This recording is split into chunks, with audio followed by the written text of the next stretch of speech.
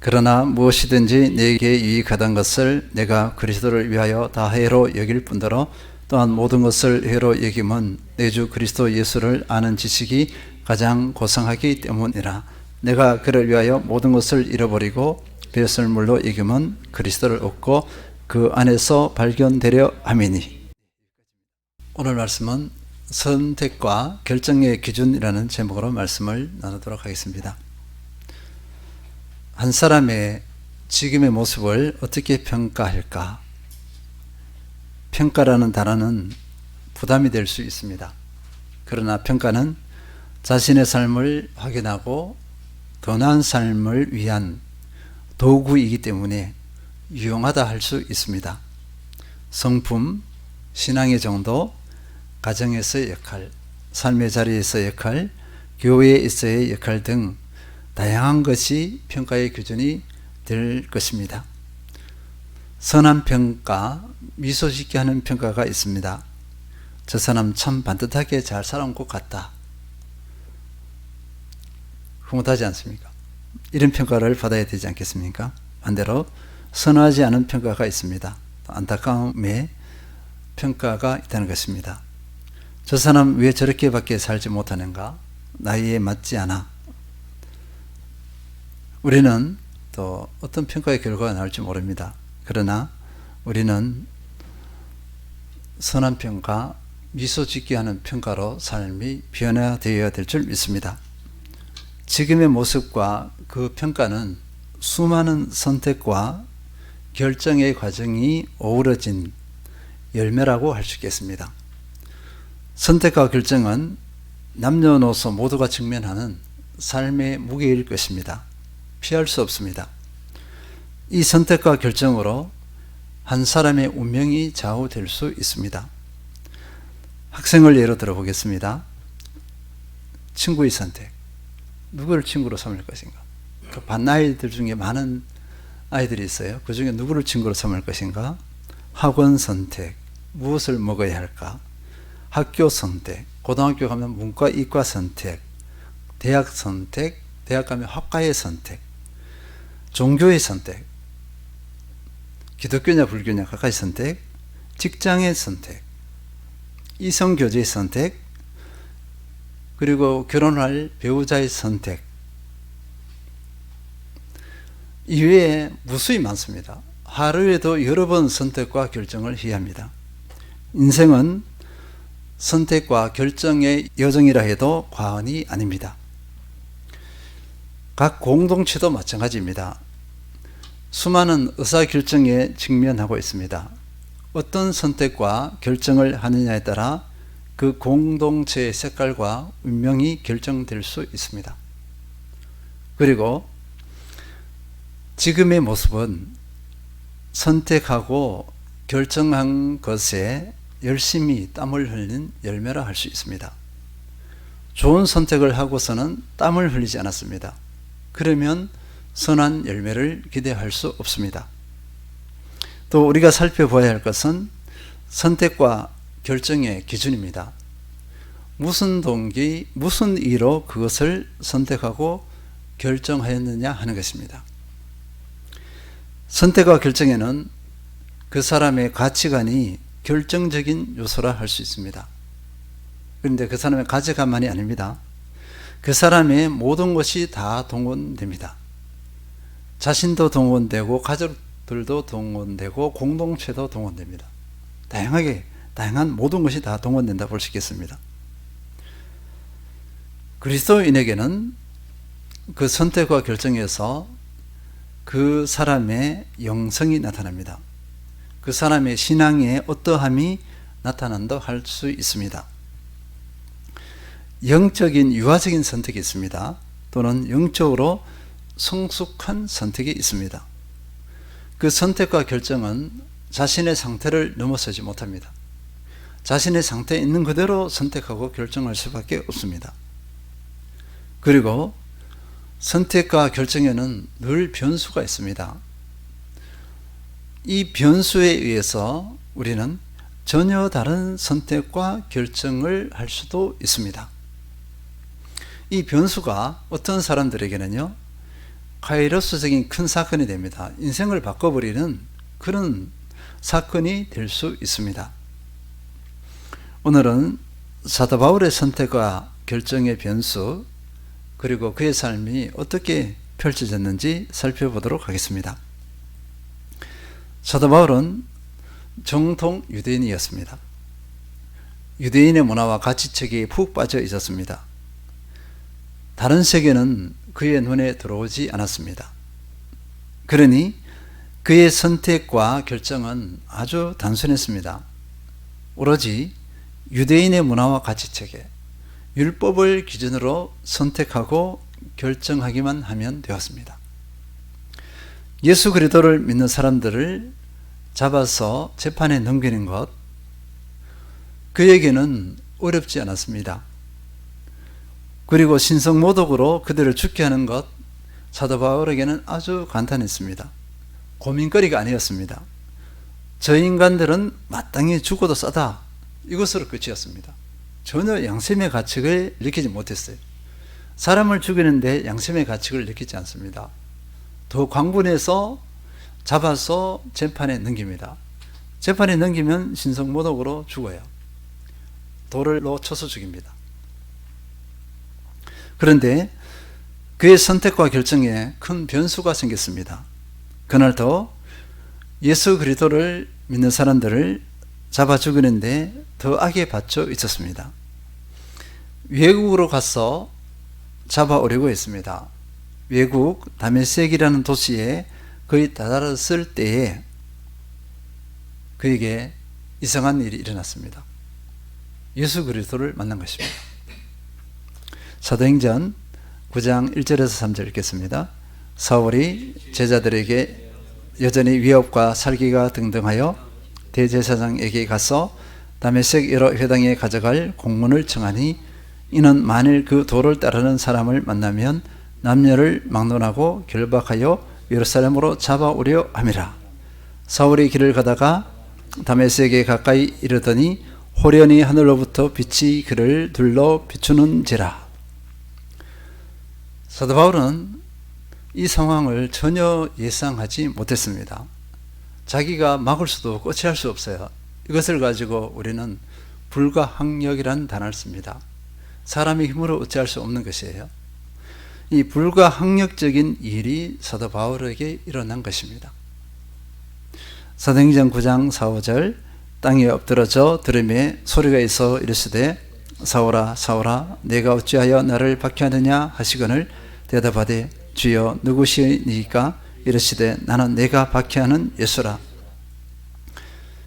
잘못된 문화 가치체계 또 율법체계 가운데 있던 사도 바울이었습니다. 그 어리석음에 갇혀서 예수 그리스도를 믿는 사람들을 박해하되 죽이는 데까지 강분했던 사도 바울, 예수님께서 그런 사도 바울에게 찾아오신 것입니다. 예수 그리스도와의 이 만남은 사도 바울의 인생의 결정적인 변수가 되었습니다.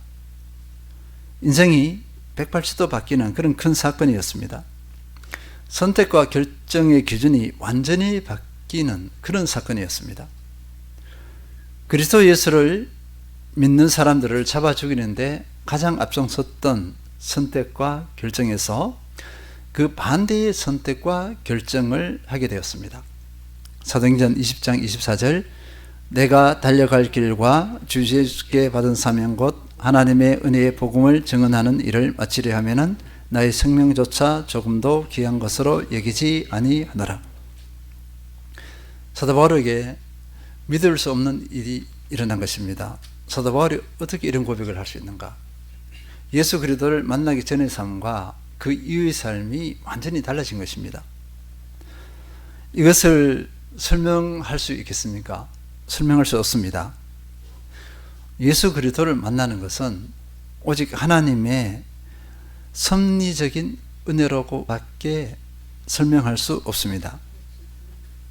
다른 설명을 할 수 없어요. 하나님의 섭리입니다. 그런데 이 섭리가 하나님의 은혜예요. 하나님의 절대 주권 안에서 부르시고 택하셨다. 그렇기 때문에 사람이 개입할 수 없습니다. 사람이 어떤 공로를 내세울 수도 없습니다. 오직 하나님의 은혜입니다. 그러면 예수 그리스도를 만났다는 것을 어떻게 설명해야 할까? 왜냐하면 이 만났다는 것이 분명해야 우리의 선택과 결정이 변화되었는지 아닌지를 평가할 수 있어요. 한번 질문해 보겠습니다. 예수 그리스도를 만났습니까? 그러면 선택과 결정의 기준이 달라졌습니까? 예수 그리스도 만난 이후에 선택과 결정이 달라졌다. 아니면 예전과 별 차이가 없다. 달라져야 합니다. 정상이에요. 달라지는 것이 정상입니다. 그러면 예수 그리스도를 만났다는 것을 한번 확인해 보도록 하겠습니다. 교회에 나와서 예배를 드려요. 이것이 예수 그리스도를 만났습니까? 두 번째, 예배를 드리는데 조금 확장됩니다.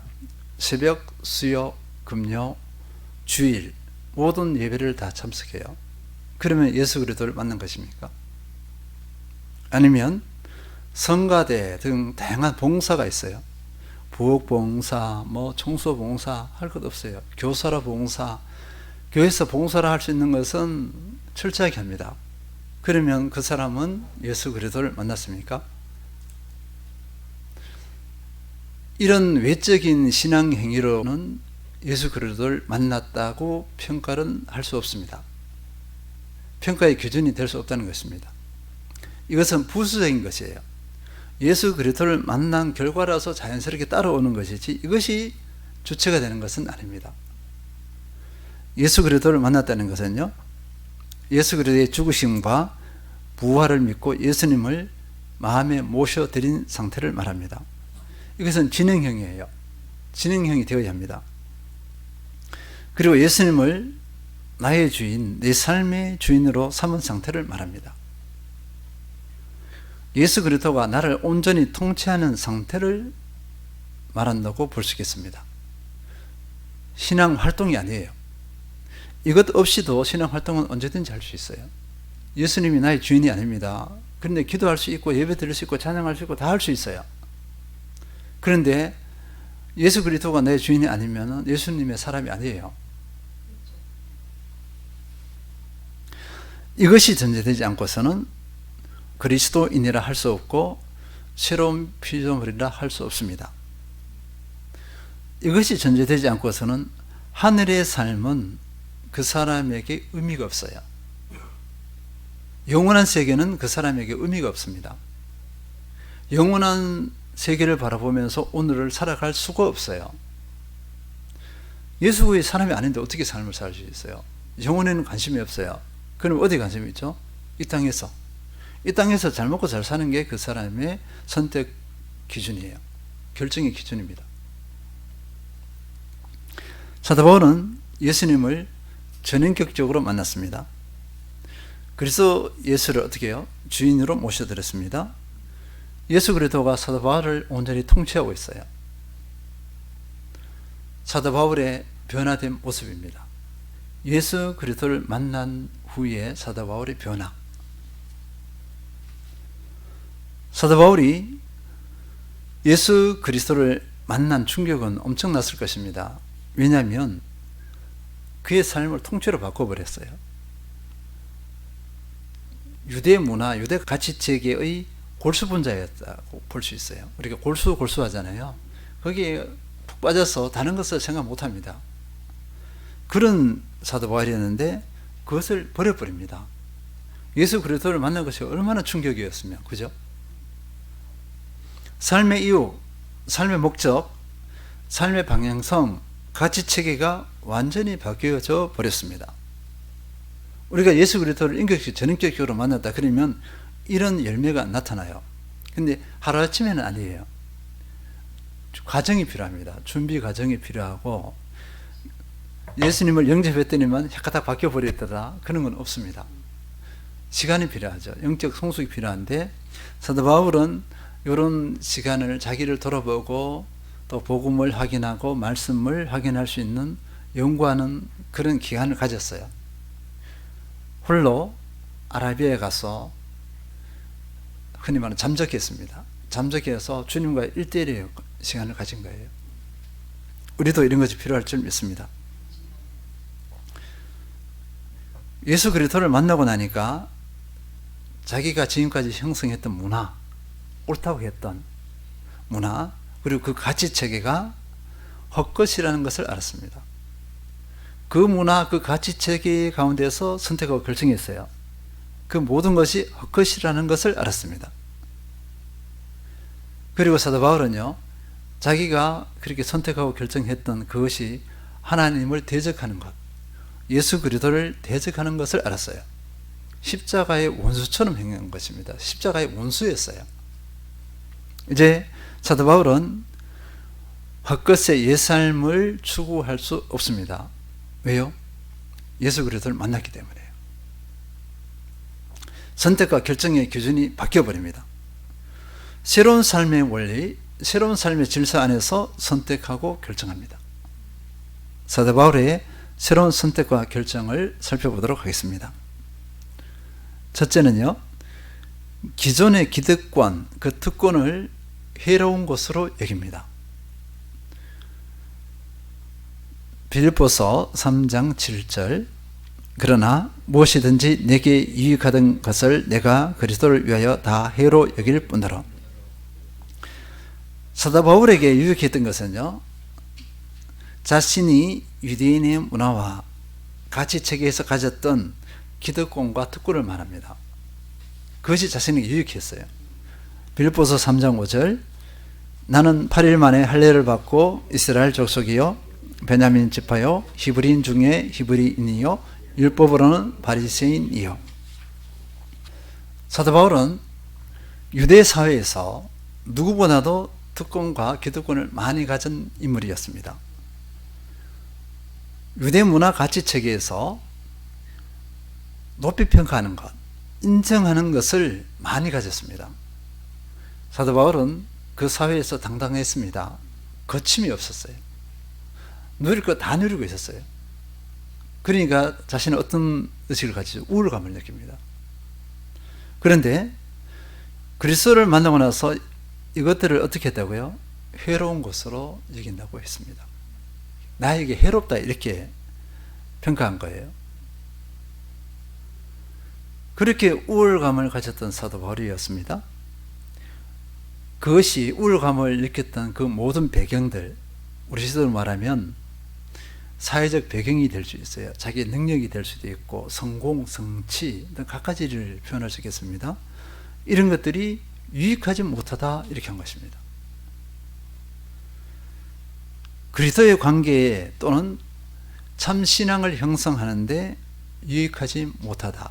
해롭다는 것은 뭐죠? 방해가 된다는 거예요. 우리는 예수 그리스도의 관계에 방해되는 것입니다 불구하고 계속 그것을 가지고 와요. 가지고 와서 앞 전면에 내세웁니다. 예수 그리스도를 앞에 내세워야 되는데 내가 가진 그것을 가지고 전면에 내세우고 예수는 뒷전이에요. 그리고 나를 과시하려고 하죠. 그러니까 예수 그리스도의 관계가 가까워질 수 있겠어요? 전인격적인 관계가 될 수 있겠습니까? 예수 그리스도의 삶을 살 수 있겠어요? 없습니다. 여전히 세상 사람처럼 살아가는 것입니다. 사도 바울은 자기가 가진 그 기득권을 어떻게 했다고요? 해롭다고 했습니다. 무엇에 대비해서? 예수 그리스도와의 관계에 해롭다 이것입니다. 그러면 해로운 거예요. 다른 게 아니라 예수 그리스도와의 관계를 방해한다 그러면 해로운 것입니다. 우리는 이런 의식을 가져야 될 줄 믿습니다. 두 번째는요, 모든 것을 해로 여기는 선택과 결정입니다. 유익하던 것을 해로 여긴다 했고 또 확장해서 두 번째는 모든 것을 해로 여긴다 했습니다. 빌립보서 3장 8절, 또한 모든 것을 해로 여김은 내 주 그리스도 예수를 아는 지식이 가장 고상하기 때문이라. 내가 그를 위하여 모든 것을 잃어버리고 배설물로 여김은 그리스도를 얻고, 또한 모든 것을 해로 여김은 내 주 그리스도 예수를 아는 지식이 가장 고상하기 때문이라.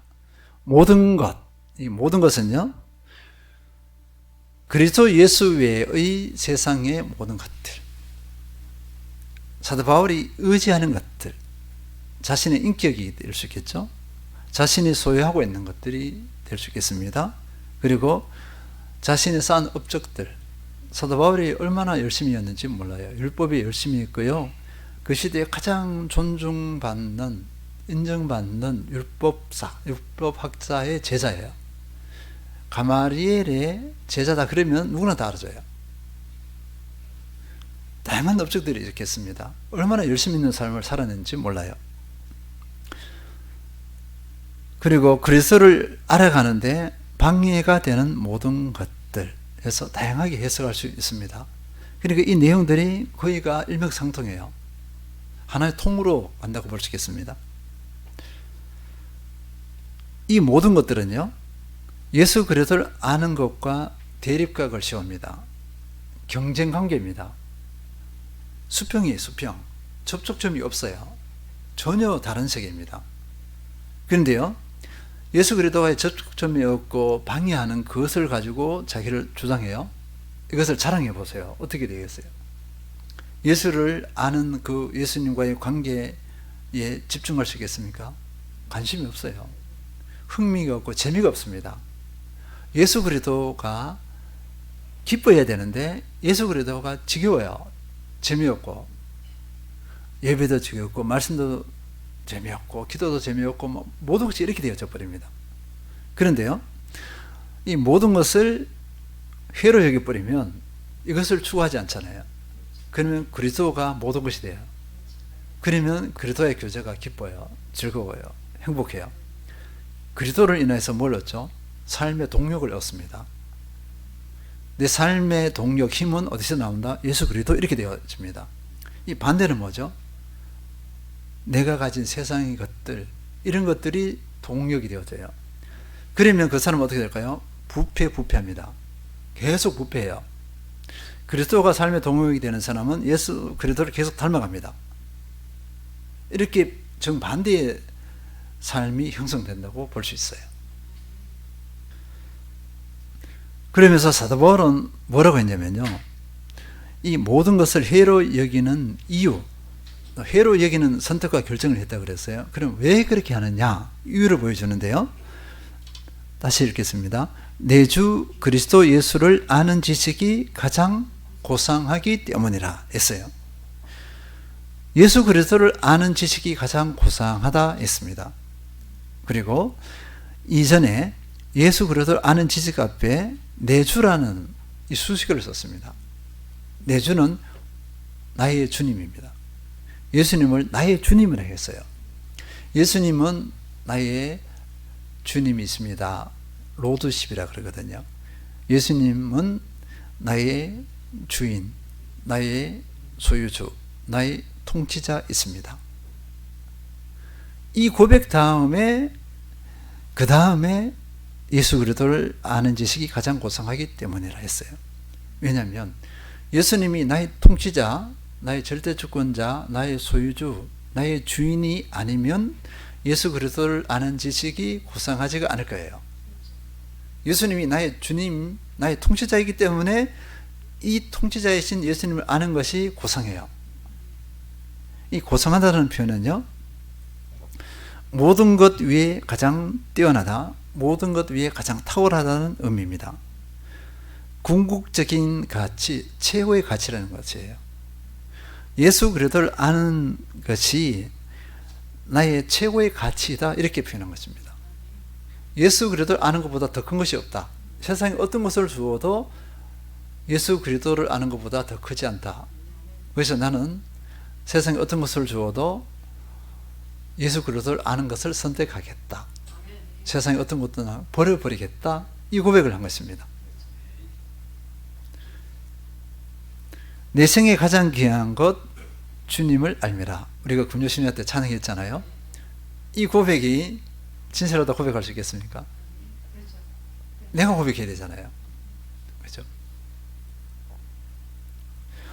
그리스도를 아는 지식이 왜 최고의 가치인가? 내 삶은 그리스도 안에 있기 때문입니다. 내 삶은 그리스도의 계획 안에 있기 때문입니다. 내 삶을 형성하시는 분은 누구죠? 예수 그리스도예요. 내가 내 삶을 형성하는 게 아니에요. 우리는 착각하고 있습니다. 내가 내 삶을 형성한다고 할 때 나타나는 현상은요, 내 멋대로 해요. 주님이 필요 없어요. 내가 멋대로만 가는데 주님은 옆에서 서포트. 이거예요. 그리스도를 알 때 내 삶은 의미가 있습니다. 그리스도를 모르고 열심히 형성한 내 삶, 그러니까 예수님이 서포트만 해서 열심히 형성한 내 삶은 어떻게 될까요? 하나님을 대적합니다. 그리스도를 대적할 수 있어요. 하나님 뜻과는 전혀 다른 삶을 삽니다. 그리스도를 전인격으로 알 때는 내 삶은 그리스도의 뜻, 하나님의 뜻과 계획에 맞춰 삶을 형성할 수 있습니다. 하나님의 목적대로 내가 그 삶을 살아가요. 그러면 내 삶은 성공한 인생이 됩니다. 내 삶을 어떻게 형성하시겠습니까? 어떻게 선택하고 결정하시겠습니까? 그리스도를 아는 것이 최우선이 되어야 될 줄 믿습니다. 이제 세 번째는요, 사도 바울이 이제 점점 더 강도를 강화합니다. 깊이를 더해 가는데요. 어떤 선택과 결정을 하냐면요, 모든 것을 잃어버리고 배설물로 여기는 선택과 결정을 합니다. 모든 것을 잃어버린다, 배설물로 여긴다. 무엇을요? 내가 그렇게 가치를 두었고 내 모든 것을 다 쏟아부었던 그것, 이게 하나님과 관련 없어요. 예수 그리스도와 관련 없는 것에 내가 모든 것을 쏟아부었고 그것에 가치가 있다고 여기고 집중했던 부분들, 기득권 모든 것을 포함합니다. 특권들 모든 것을 다 포함합니다. 그것을 어떻게 했다고요? 배설물로 여긴다, 잃어버린다, 이렇게 했습니다. 빌립보서 3장 8절 하반절 읽겠습니다. 또한 모든 것을 해로 여김은 내 주 그리스도 예수를 아는 지식이 가장 고상하기 때문이라. 내가 그를 위하여 모든 것을 잃어버리고 배설물로 여김은 그리스도를 얻고, 내가 그를 위하여 모든 것을 잃어버리고 배설물로 여김은 그리스도를 얻고, 이렇게 했어요. 모든 것을 잃어버린다는 것은요, 자기의 모든 것을, 기득권, 특권들을 어떻게 한다는 거죠? 포기하는 것을 말합니다. 나는 포기를 합니다. 여기에 의미를 두지 않겠습니다, 이것이에요. 보세요. 우리가 오해를 하면 안 됩니다. 지금 있는 삶의 자리 이것도 다 포기합니다. 그러면 부정합니다. 그럼 배설물로 여긴다 그러면 지금 직장 이것을 배설물로 여겨요? 아니잖아요. 이 직장 하나님이 인도해요. 파송한 것이잖아요. 그 직장 그런 것을 배설물로 여기라는 것이 아니에요. 그런 직장이나 이런 부분을 세상에서 형성한 것에 의미를 두지 말라는 것입니다. 의미. 거기 그 자체의 의미를 두지 말라는 거예요. 그것은 뭐죠? 하나님 도구예요.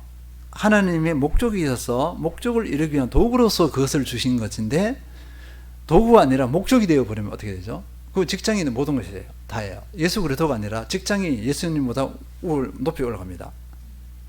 가정을 그렇게 하는 경우가 있어요.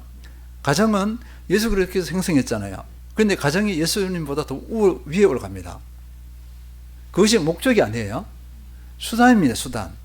그러면 하나님의 목적을 이루기 위해서 우리의 가정을 어떻게 해야 돼요? 하나님의 뜻 가운데 하나님 통치 아래 둬야 돼요. 직장도 마찬가지입니다. 자칫 오해하지 말라는 거죠. 잃어버려 포기하라는 것을 오해하지 말라는 것입니다.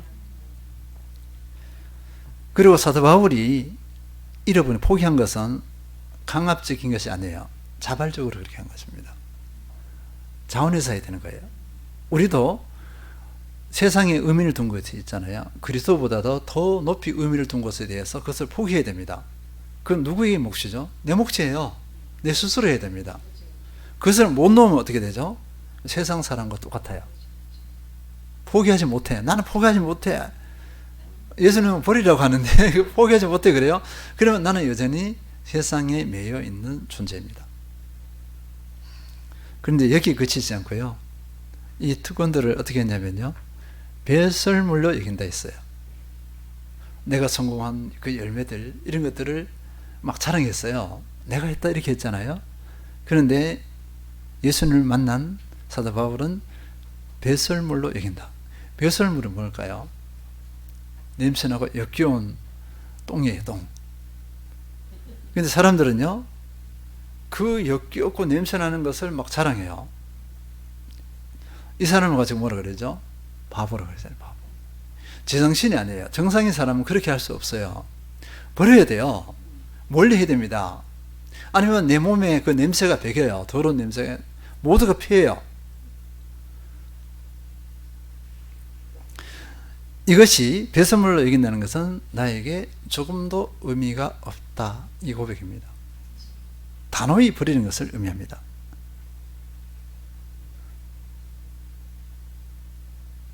또 한편으로 조금 더 살펴보면요, 이 배설물로 여기는 이 부분을 유대인의 율법과 관련해서 보면요, 자기 행위로 의롭게 되고자 했잖아요. 유대인들이 그거예요. 율법으로서 의롭게 되려고 한 것입니다. 의롭게 되는 것은 하나님의 은혜로 의롭게 됩니다. 예수 그리스도를 만나기 전에는 율법의 행위로서, 자기 열심으로서, 자기 힘으로서 의롭게 된다고 했어요.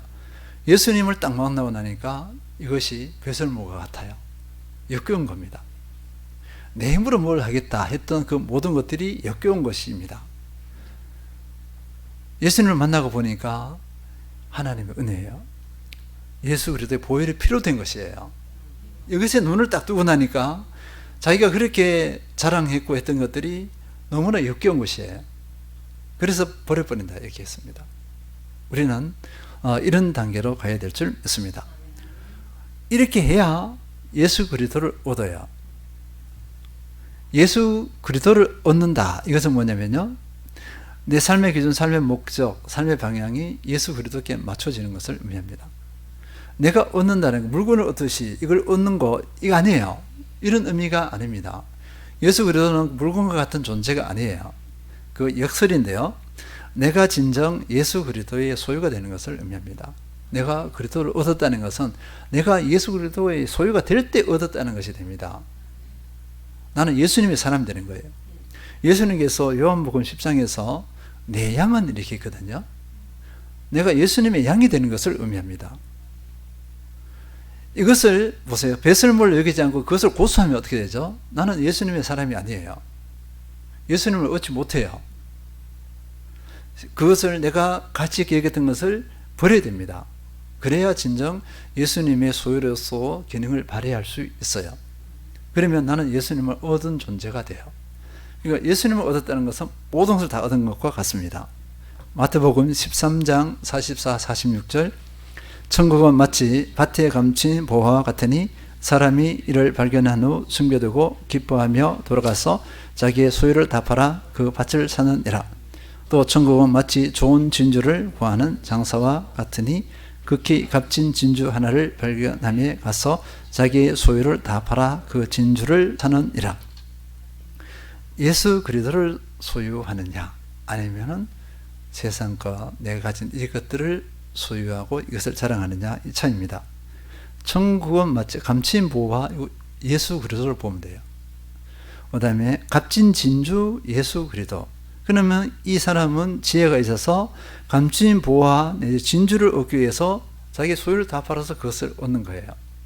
그러면 예수 그리스도를 얻었다는 것은 우리 세상의 모든 것을 얻은 것과 같습니다. 예수 그리스도 안에 세상의 모든 것이 들어가 있어요. 모든 것이 예수 그리스도의 소유입니다. 그러니까 나는 그 세상의 모든 것을 누릴 수가 있습니다. 그러니까 우리는 예수 그리스도를 얻는데 초점을 맞춰야 돼요. 그러면 성공한 인생이에요. 신앙에서 진정 성공한 사람은 예수 그리스도를 얻은 사람입니다. 그리고 9절 전반부에는 배설물로 여기니까 어떻게 됐죠? 그 안에서 발견된다. 그 안에서 발견되려 함이니 했습니다. 이것은 그리스도와의 연합을 의미합니다. 그리스도의 연합 가운데 하나가 된 것을 의미해요. 예수 그리스도와 하나가 되기 위해서 나는 내가 가진 모든 것을 배설물로 여긴다. 그것이 의미를 두지 않는다. 사도 바울은 이런 선택과 결정을 했습니다. 정리하겠습니다. 선택과 결정은 피할 수 없는 삶의 무게입니다. 그러나 그 선택과 결정은 나를 형성하고 나를 세우는 기회이기도 합니다. 이 기회를 살려야 될 줄 믿습니다. 나의 선택과 결정의 기준은 무엇입니까? 예수 그리스도를 만나고 선택과 결정의 기준이 바뀌었습니까? 사도 바울은 예수 그리스도를 알고 예수 그리스도를 얻고 그리스도 안에서 발견되는 것을 선택과 결정의 기준으로 삼았습니다. 이것을 위해서 세상의 것을 해롭게 여기고 포기하고 배설물과 같이 여겼습니다. 우리도 이런 선택과 결정을 해야 될 줄 믿습니다. 예수 그리스도를 만나고서 변화된 삶, 변화된 선택과 결정의 모습이 분명히 나타나야 될 줄 믿습니다. 빌립보서 3장 8절 또한 모든 것을 해로 여김은 내 주 그리스도 예수를 아는 지식이 가장 고상하기 때문이라 내가 그를 위하여 모든 것을 잃어버리고 배설물로 여김은 그리스도를 얻고 예수 그리스도를 선택하고 인생이 거룩하게 형성되며 거룩하게 지어지는 모든 성도님들 되시길 축원드립니다.